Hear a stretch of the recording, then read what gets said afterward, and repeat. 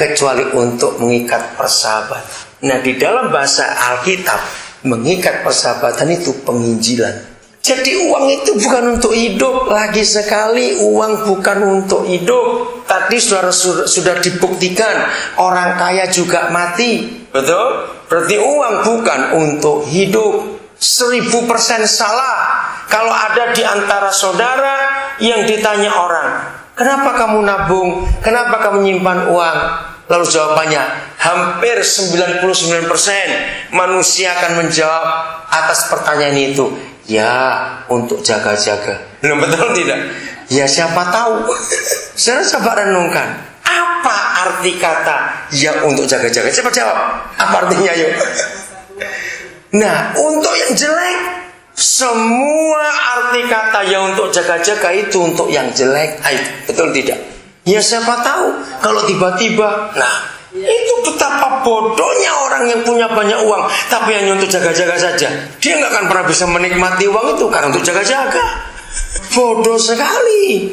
Jadi uang kalau disimpan, saudara nanti pulang baca dari ayat 1 Lukas 16. Ini menarik sekali. Karena kita ini bendahara. Tidak ada seorang pun di antara kita yang pernah punya hak milik atas hidup ini. Ayo renungkan, ya atau tidak? Semua pinjam dari Tuhan. Semua pinjam. Renungkan. Semua kita adalah orang miskin. Jangan tersinggung yang kaya. Kenapa saya boleh berkata miskin? Renungkan satu kalimat saja. Ada yang lahir langsung pakai celana di antara kita? Cepat jawab. Nah, telanjang itu artinya apa? Miskin. Coba kita seringkali lupa diri. Dengan lahir telanjang itu membuktikan kita ini miskin semua. Kenapa? Manusia punya, kita di Indonesia punya pepatah, sudahlah, jangan sampai seperti kacang lupa kulit. Ngerti? Pepatah itu artinya ingat asal usulmu itu, ingat. Asal usul kita ini orang miskin semua. Lahir telanjang. Nggak mungkin ada orang sekaya apapun punya pabrik tekstil yang pegawainya puluhan ribu, lalu istri melahirkan anak langsung pakai celana. Nggak mungkin. Walaupun dia punya pabrik tekstil, tetap telanjang. Jadi kita tidak pernah punya hak milik. Begitu ada mamon dalam tangan kita, kalau yang punya uang tidak menyuruh keluarga, jangan coba keluarga, karena kita cuma bendahara. Tapi sebaliknya, awas. Kalau yang punya minta kita pelit, nggak tahu malu. Nah, betul nggak? Kenapa nggak tahu malu? Nggak ikut punya uang, tahan-tahan. Ya toh kita cuma bendahara. Jadi Lukas 16 bicara penginjilan. Jadi apapun yang kita buat dengan uang, cuma satu, penginjilan. Kami beri kesaksian. Tanggal 7 November, ya 7 November, kami itu ikut cruise, ya dari Sydney ke New Zealand. Diajak teman di Sydney 2 minggu. Jadi tanggal 7 naik hari Jumat, 21 itu turun. Persis 2 minggu. 1.100 US dollar. Kalau dipikir 10.000 aja US dollar jadi 11 juta. Nah, saya nggak percaya. Tanggal 25 November kemarin dari kurs kami pulang kembali ke Papua. Saudara, kami berdua saja dari Jakarta ke Nabire, 2 orang sekali jalan itu 7.800.000. Bayangkan. Cuma berapa jam? Ini 2 minggu. Di atas kapal sudah termasuk makan semua. Saya baru tahu juga kalau ikut cruise itu makan sampai mati sudah. Sebab restoran buka 24 jam. Wih, saya pikir orang makan sampai begini. Itu murah sekali kalau pergi ke hotel sudah bayar berapa? Taksinya berapa? Pesawat berapa? 2 minggu 14 malam. 1.100. Yang masalah saya itu 2. Saya bilang pada teman itu, kan kamu tahu cara saya hidup. Pokoknya kalau papa izinkan, pasti uangnya ada. Tapi kalau toh uang ada, istri saya berkata, hei, mikir nggak? Kalau ini betul-betul terjadi, wah, ini luar biasa. Saya tanya kenapa? 2 minggu kamu nganggur-gur, dia bilang begitu. Ya nganggur, betul-betul nganggur. Habis 2 minggu di kapal. Ya betul juga. Itu saya mikir, nggak mungkin saya akan diam 2 minggu itu. Saya tuh kalau nganggur itu merasa berdosa, saudara. Karena begitu banyak orang yang perlu ditolong, kok saya santai-santai begitu. Betapa jangan saya ini. Saudara, 4 hari sebelum tutup pembayaran itu, uang itu ada. Begitu uang itu ada, nah mulai akal manusianya muncul. Aduh sayang Tuhan. Ini kok dipakai untuk anak sampai $2.200, 22 juta. Keperluan kami banyak di Papua. Akalnya muncul lagi. Karena alasan saya nganggurnya ini 2 minggunya ini Tapi saya nggak berani pakai uang itu untuk yang lain, karena memang Tuhan sediakan untuk itu. Jadi 4 hari saya bisa bayar sebelum itu. Cuma rasa bersalah. Tapi sejahtera, ya terserah Tuhan.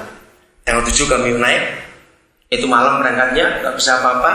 Nah, tanggal 8-nya kami di laut.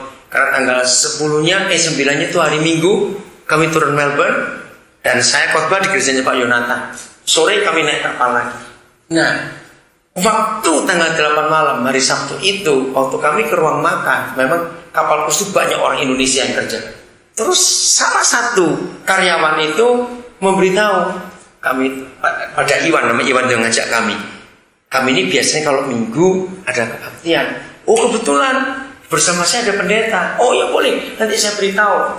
Saudara, jadi tadi tanggal 9 itu sampai tanggal 12 malam, tiap malam kami kebaktian di kapal itu.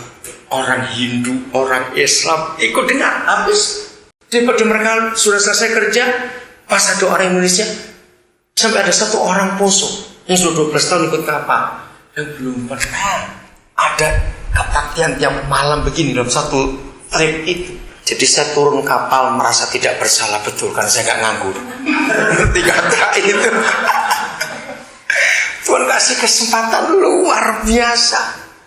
Kenapa saya cerita ini? Karena untuk apa saja, ayo kita mengikat persahabatan. Tadi saya dapat telepon karena kapal itu besok akan tiba di Sydney, dan beberapa mereka sudah siap untuk telepon saya. Ini Pak Made tadi yang telepon saya pas keluar gitu. Minta didoakan anak sakit, orang Hindu. Minta didoakan anak sakit, dan dia minta tolong juga didoakan. Dia harus turun karena anaknya cari dia terus. Nah secara peraturan dia nggak boleh turun karena kontraknya 10 bulan baru boleh turun. Begitu lama, nah dia itu takut. Dia bilang udah. Saya bilang besok sampai Sydney telepon saya lagi. Soal benar karena udah atas kapal telepon itu mahal sekali. Ikatlah persahabatan dengan mempergunakan uang itu. Jadi akhirnya 1.100 saya bayar, 2.200 dengan istri, nggak merasa rugi.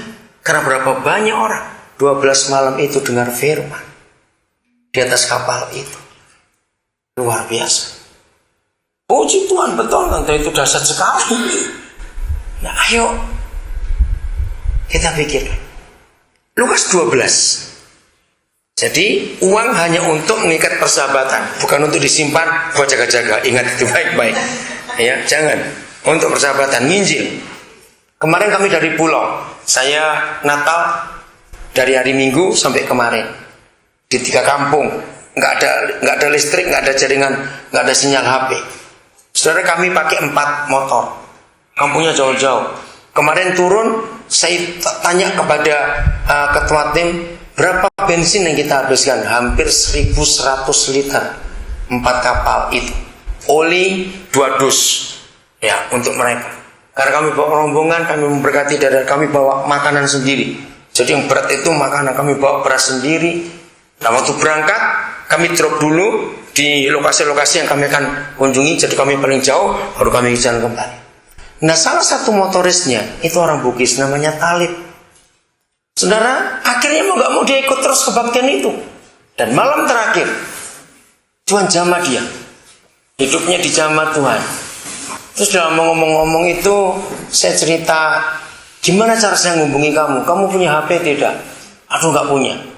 Kemarin saya turun Nabiri, saya beli HP buat dia. Nah kemarin malam HP itu diambil. Nah itu cara saya menggunakan uang, menjalin persahabatan. Tadi pagi saya sudah dapat nomornya Talib itu untuk saya bisa kontak dia. Saya nggak ngajak dia jadi Kristen, tidak. Tapi dia bisa cerita tentang kehidupannya. Itu cara kita. Oke, Lukas 12.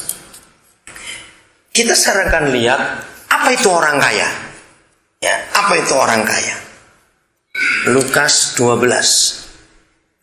Ayat yang ke-21. Judulnya apa? Ayat 13.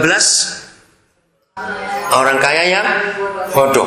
Ini tema yang gak enak sekali. Kaya kok bodoh. Lebih baik miskin tapi pintar kalau begitu. Kenapa ada orang kaya bodoh? Kita tahu cerita ini toh.